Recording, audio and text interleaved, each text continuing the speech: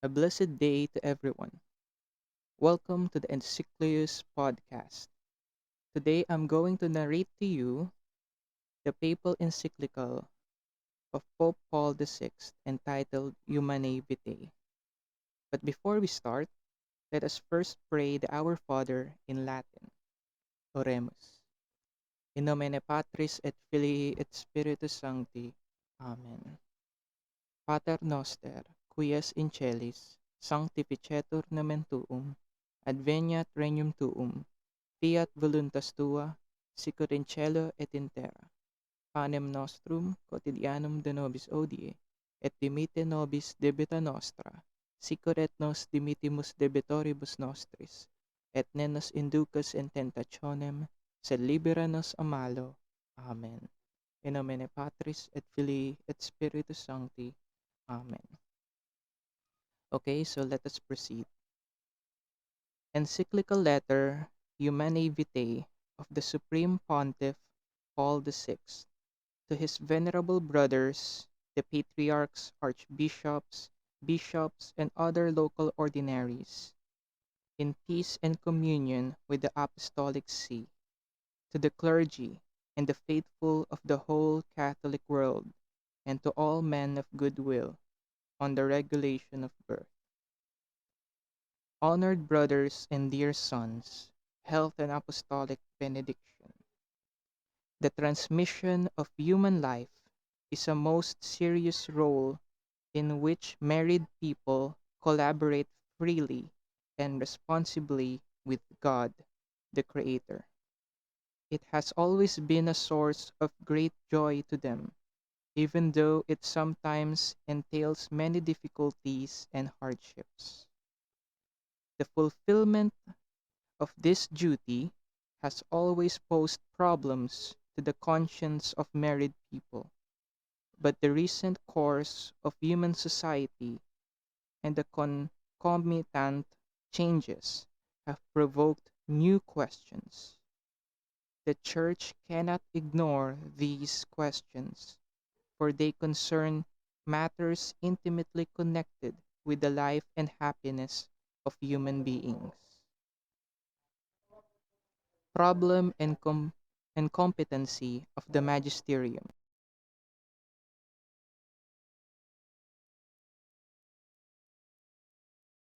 Place are of considerable importance and varied in nature. In the first place, there is the rapid increase in population, which has made many fear the world population is going to grow faster than available resources, with the consequence that many families and developing countries would be faced with greater hardships. This can easily induce public authorities to be tempted to take even harsher measures to avert this danger. There will also there is also the fact that not only working and housing conditions, but the greater demands made both in the economic and educational field pose a living situation in which it is frequently difficult these days to provide property for a large family. Also noteworthy is a new understanding of the dignity of woman and her place in society, of the value of conjugal love in marriage and the relationship of conjugal acts to this love. But the most remarkable development of all is to be seen in man's stupendous progress in the domination and rational organization of the forces of nature, to the point that he is endeavoring to extend this control over every aspect of his own life, over his body, over his mind and emotions, over his social life, and even over the laws that regulate the transmission of life. New questions. This new state of things gives rise to new questions. Granted the conditions of life today and taking into account the relevance of married love to the harmony and mutual fidelity of husband and wife. Would it not be right to review the moral norms in force till now, especially when it is felt that these can be observed only with the gravest difficulty, sometimes only by heroic effort? Moreover, if one were to apply here the so-called principle of totality, could, could it not be accepted that the intention to have a less prolific but more rationally planned family might transform an action which renders natural processes infertile into a licit and provident control of birth? Could it not be admitted, in other words, that procreative finality applies to the totality of married life rather than to each single act? A further question is whether, because people are more conscious today of their responsibilities, the time has not come when the transmission of life should be regulated by their intelligence and will rather than through the specific rhythms of their own bodies. Interpreting the moral law. This kind of question requires from the teaching authority of the Church a new and deeper reflection on the principles of the moral teaching on marriage, a teaching which is based on the natural law as illuminated and enriched by divine revelation. No member of the faithful could possibly deny that the Church is competent in her magisterium to interpret the natural moral law.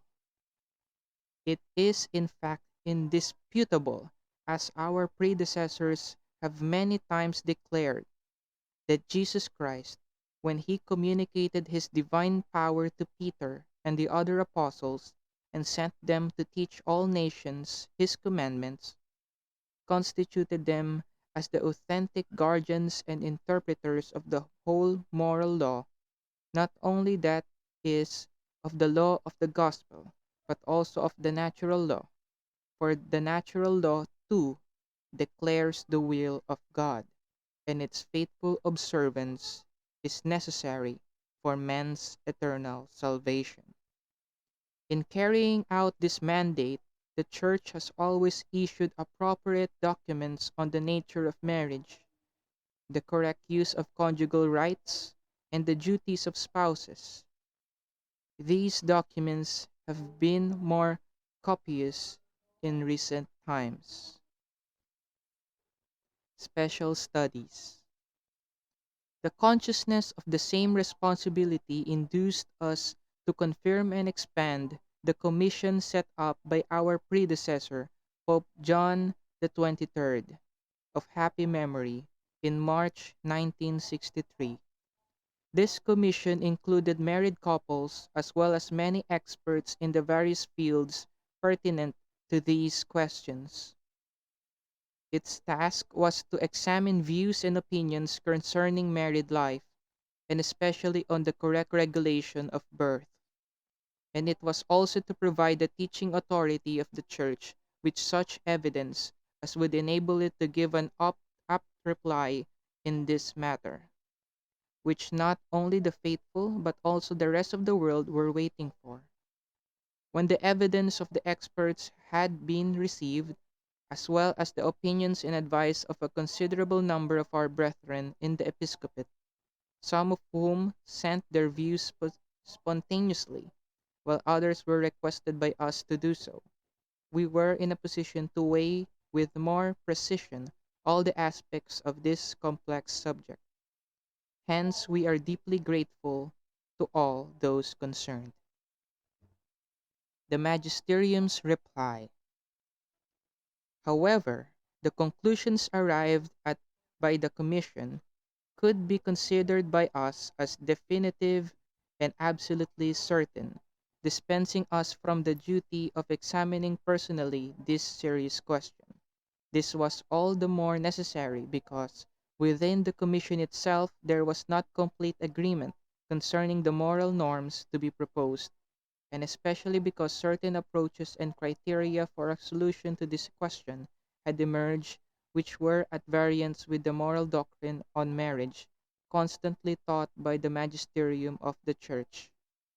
Consequently, now that we have sifted carefully the evidence sent to us, and intently studied the whole matter, as well as prayed constantly to God, we, by virtue of the mandate entrusted to us by Christ, intended to give our reply to this series of grave questions. Chapter 2: Doctrinal Principles. The question of human procreation, like every other question which touches human life, involves more than the limited aspects specific to such disciplines as biology, psychology, demography, or sociology. It is the whole man and the whole mission to which he is called that must be considered, both its natural, earthly aspects and its supernatural, eternal aspects. And since in the attempt to justify artificial methods of birth control, many appeal to the demands of married love or of responsible parenthood, these two important realities of married life must be accurately defined and analyzed. This is what we need to do, with special reference to what the Second Vatican Council taught with the highest authority in its pastoral constitution on the Church in the world of today. God's loving design. Married love particularly reveals its true nature and nobility when we realize that it takes its origin from God, who is love, the Father from whom every family in heaven and on earth is named. Marriage, then, is far from being the effect of chance or the result of the blind evolution of natural forces. It is in reality the wise and provident institution of God the Creator. His purpose was to effect in man his loving design. As a consequence, husband and wife, through the mutual gift of themselves, which is specific and exclusive to them alone, develop that union of two persons in which they perfect one another, cooperating with God in the generation and rearing of new lives. The marriage of those who have been baptized is, in addition, invested with the dignity of a sacramental sign of grace, for it represents the union of Christ and his church. Married love. In the light of these facts, the characteristic features and exigencies of married love are clearly indicated, and it is of the highest importance to evaluate them exactly. This love is above all fully human, a compound of sense and spirit. It is not, then, merely a question of natural instinct or emotional drive. It is also and above all an act of the free will, whose trust is such that it is meant not only to survive the joys and sorrows of daily life, but also to grow, so that husband and wife become in a way one heart and one soul, and together attain their human fulfillment. It is a love which is total, that very special form of personal friendship in which husband and wife generously share everything, allowing no unreasonable exceptions and not thinking solely of their own convenience. However, really loves who sorry, whoever really loves his partner loves not only what he receives, but loves that partner for the partner's own sake. Let me repeat that phrase. Whoever really loves his partner loves not only for what he receives, but loves that partner for the partner's own sake, content to be able to enrich the other with the gift of himself. Married love is also faithful and exclusive of all other. and this until death. This is how husband and wife understood it on the day on which, fully aware of what they are doing, they freely vowed themselves to one another in marriage. Though this fidelity of husband and wife sometimes presents difficulties, no one has the right to assert that it is impossible. It is, on the contrary, always honorable and meritorious. The example of countless married couples proves not only that fidelity is in accord with the nature of marriage, but also that it is the source of profound and enduring happiness. Finally, this love is fecund. It is not confined wholly to the loving interchange of husband and wife. It also contrives to go beyond this, to bring new life into being. Marriage and conjugal love are, by their nature, ordained toward the procreation and education of children. Children are really the supreme gift of marriage and contribute in the highest degree to their parents' welfare. Responsible parenthood. Married love, therefore, requires of husband and wife the full awareness of their obligations in the matter of responsible parenthood, which today, rightly enough, is much insisted upon, but which at the same time should be rightly understood. Thus, we do well to consider responsible parenthood in the light of its varied legitimate and interrelated aspects. With regard to the biological processes, responsible parenthood means an awareness of and respect for their proper functions. In the procreative faculty, the human mind discerns biological laws that apply to the human person. With regard to the biological processes, responsible parenthood means an awareness of and respect for their proper functions. In the procreative faculty, the human mind discerns biological laws that apply to the human person. With regard to man's innate drives and emotions, responsible parenthood means that man's reason and will must exert control over them. With regard to physical, economic, psychological, and social conditions, responsible parenthood is exercised by those who prudently and generously decide to have more children, and by those who, for serious reasons and with due respect to moral precepts, decide not to have additional children for either a certain or an indefinite period of time.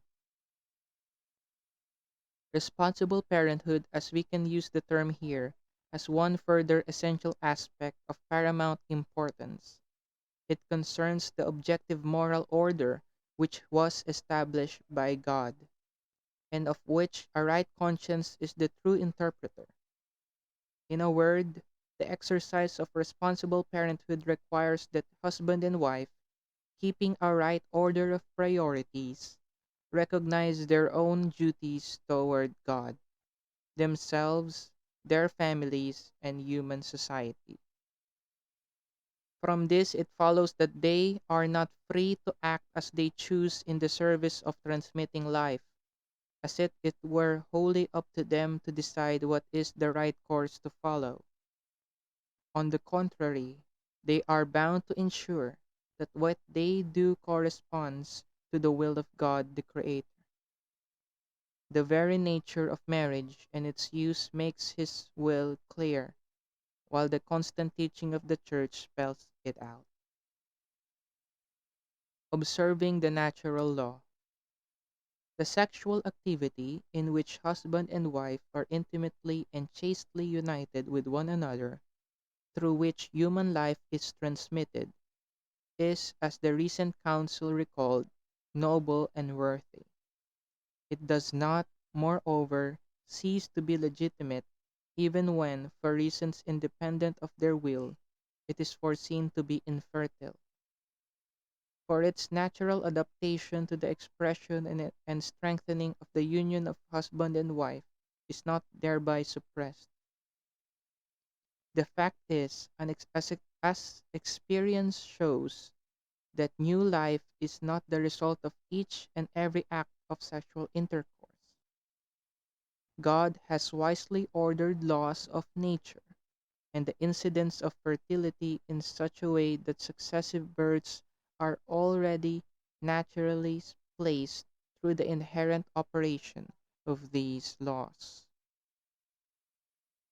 The Church, nevertheless, in urging men to the observance of the precepts of the natural law, which it interprets by its constant doctrine, teaches that each and every marital act must of necessity retain its intrinsic relationship to the procreation of human life, union and procreation. This particular doctrine, often expounded by the magisterium of the Church, is based on the inseparable connection established by God, which man, on his own initiative, may not break, between the unitive significance and the procreative significance, which are both inherent to the marriage act.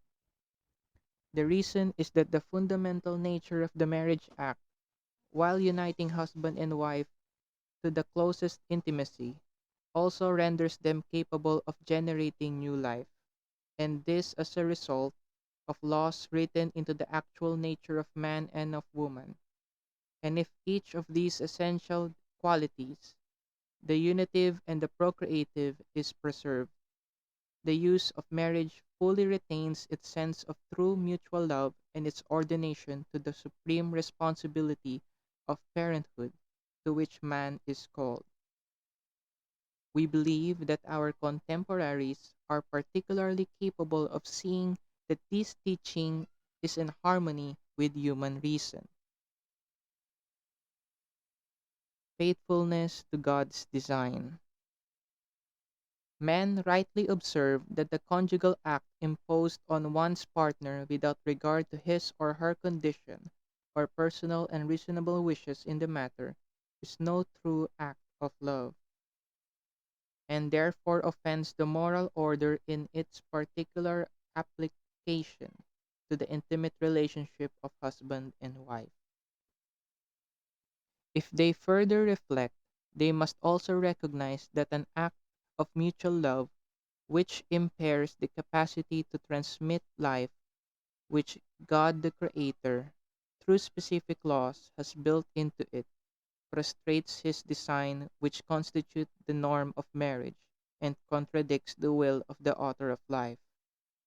Hence, to use this divine gift while depriving it, even if only partially, of its meaning and purpose, is equally repugnant to the nature of man and of woman, and is consequently in opposition to the plan of God and his holy will.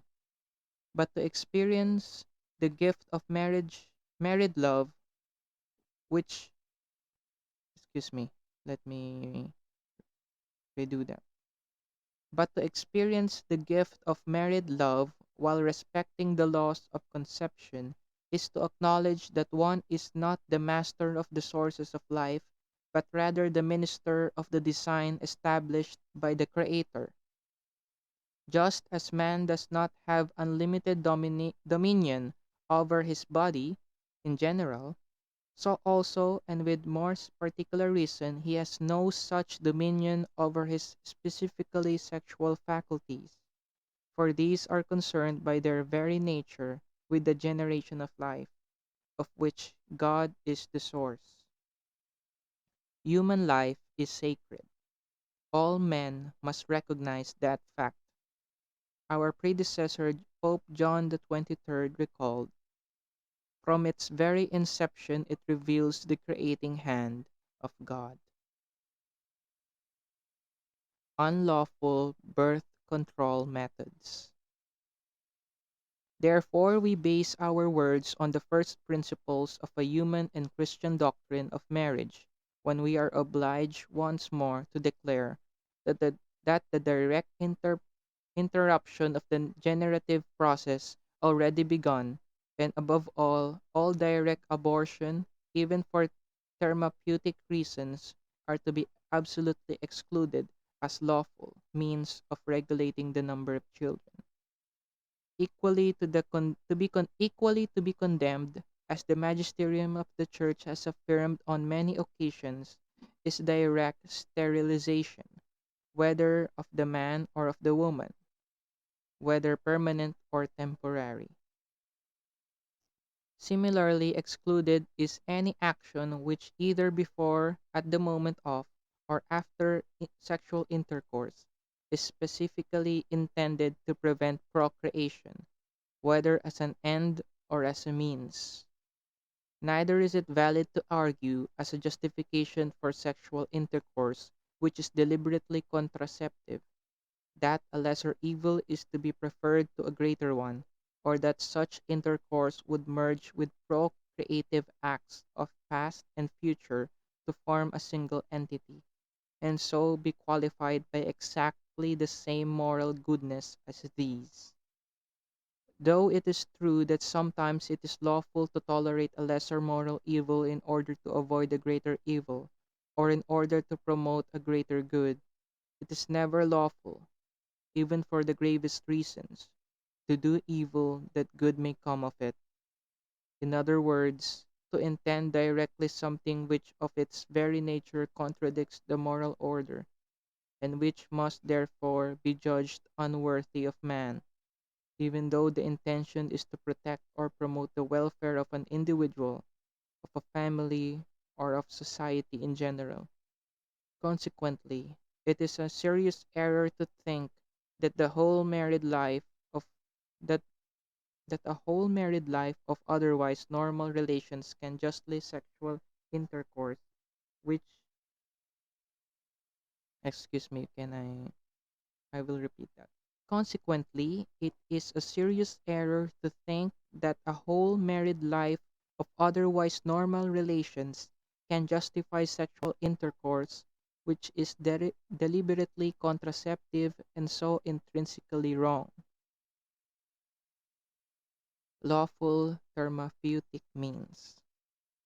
On the other hand, the Church does not consider at all illicit the use of those therapeutic means necessary to cure bodily diseases, even if a foreseeable impediment to procreation should result therefrom, provided such impediment is not directly intended for any motive whatsoever. Recourse to infertile periods. Now, as we noted earlier, some people today raise the objection against this particular doctrine of the Church concerning the moral laws governing marriage, that human intelligence has both the right and responsibility to control those forces of irrational nature which come within its ambit, and to direct them towards ends beneficial to man. Others ask on the same point whether it is not reasonable in so many cases to use artificial birth control, if by doing so the harmony and peace of a family are better served, and more suitable conditions are provided for the education of children already born. To this question we must give a clear reply.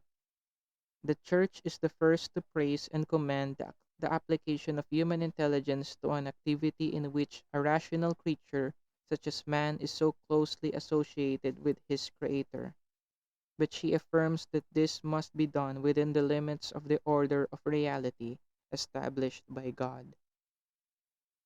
If therefore there are well-grounded reasons for spacing births, arising from the physical or psychological conditions of husband or wife, or from external circumstances, the Church teaches take advantage of the natural cycles immanent in the reproductive system and engage in marital intercourse only during those times that are infertile, thus controlling birth in a way which does not in the least offend the moral principles which we have just explained. Neither the Church nor her doctrine is inconsistent when she considers it lawful for married people to take advantage of the infertile period, but condemns as always unlawful the use of means which directly prevent contraception, even when the reasons given for for the latter practice may appear to be upright and serious. In reality, these two cases are completely different. In the former, the married couple rightly use a faculty provided them by nature. In the latter, they obstruct the natural development of the generative process. It cannot be denied that in each case, the married couple, for, for acceptable reasons, are both perfectly clear in their intention to avoid children and wish to make sure that none will result. But it is equally true that it is exclusively in the former case that husband and wife are ready to abstain from intercourse during the fertile period, as often as for reasonable motives the birth of another child is not desirable. And when the infertile period recurs, they use their married intimacy to express their mutual love and safeguard their fidelity toward one another. In doing this, they certainly give proof of a true and authentic love.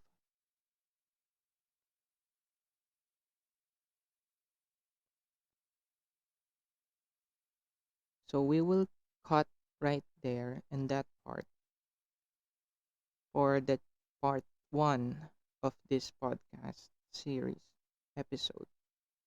So uh, before we end, let us pray the Ave Maria. Oremus. In nomine Patris et Filii et Spiritus Sancti. Amen.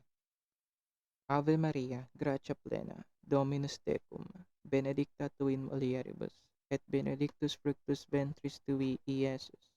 Sancta Maria, Mater Dei, ora pro nobis peccatoribus, nunc et in hora mortis nostrae. Amen. In nomine Patris et Filii et Spiritus Sancti. Amen. So before we go, please click the like button if you would want me to create more of these podcasts. And don't forget to subscribe and click the notification bell so that you would be updated every time I upload. And we ended on paragraph 16, recourse to infertile periods. I ended it because the podcast is already 32 minutes, and I know that uh, people hate long podcasts, so I will cut it right there. So we are already at half the encyclical, and I will do another podcast for the continuation. So the next is the consequences of artificial methods, paragraph 17 and beyond. So thank you and God bless. Keep safe. Pax et bonum.